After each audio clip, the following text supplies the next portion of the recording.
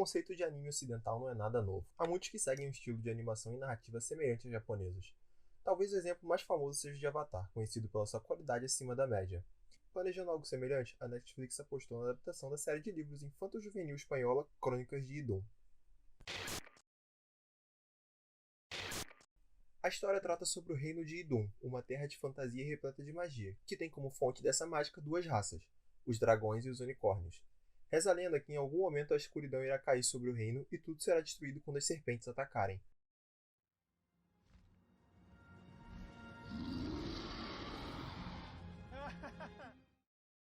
O pior acontece, e todos os unicórnios e dragões são caçados e mortos por serpentes voadoras invocadas pelo necromante Ashiran.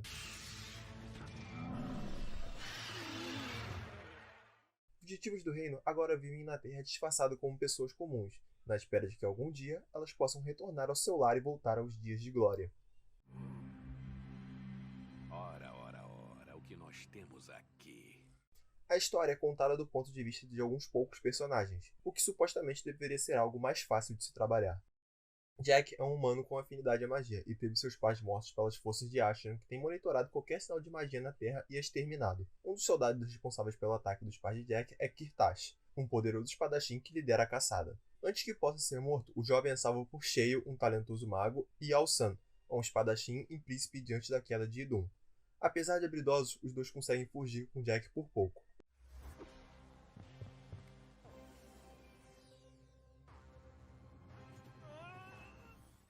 Um pouco mais pra frente, Victoria é apresentada, outra humana que, assim como Jack, possui afinidade com a magia e está sendo escondida pela dupla que se denomina como parte dos rebeldes de Idum, que tem lutado para restaurar a paz. Mas todos esses 5 personagens têm algo em comum. Possuem um total de 0 carisma e não encantam em nada. Yohina Daine, entende agora?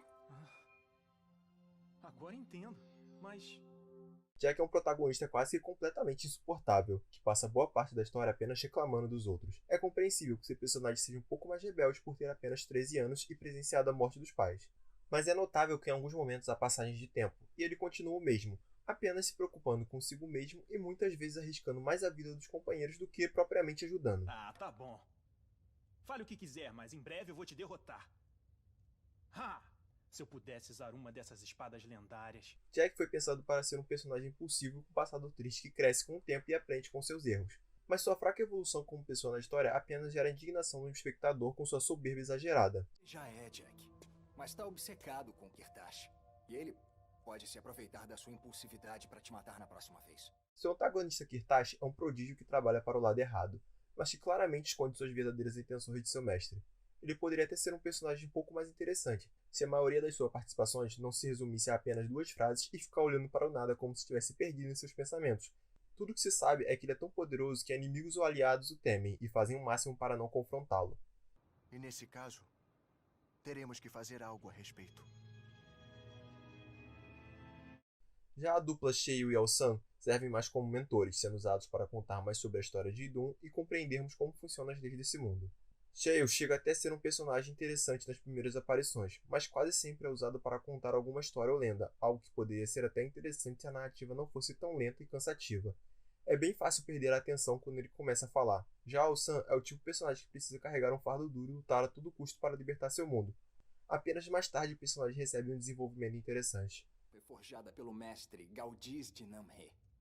Para uma antepassada minha, a princesa Valena de Vanissar. Por fim, Victoria acaba por ser uma personagem mais interessante, já que possui grandes habilidades mágicas, mas que evita sua utilização, já que é a única que ainda possui uma família, e usar seus poderes com frequência poderia resultar em ser achada e por todos em perigo. Mas ainda assim, é uma personagem com tão pouco destaque inicialmente que passa despercebida boa parte do tempo.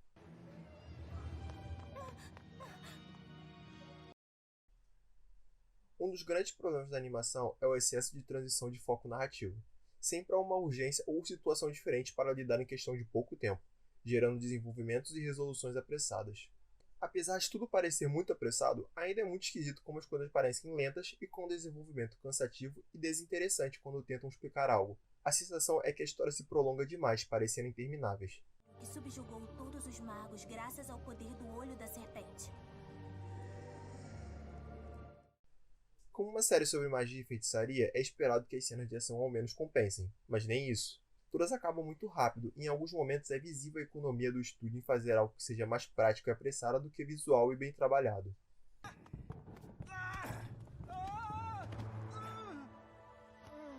De pé!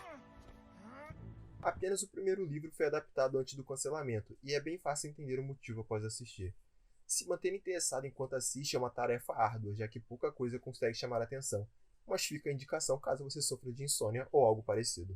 Eu acho que eu estaria melhor morto!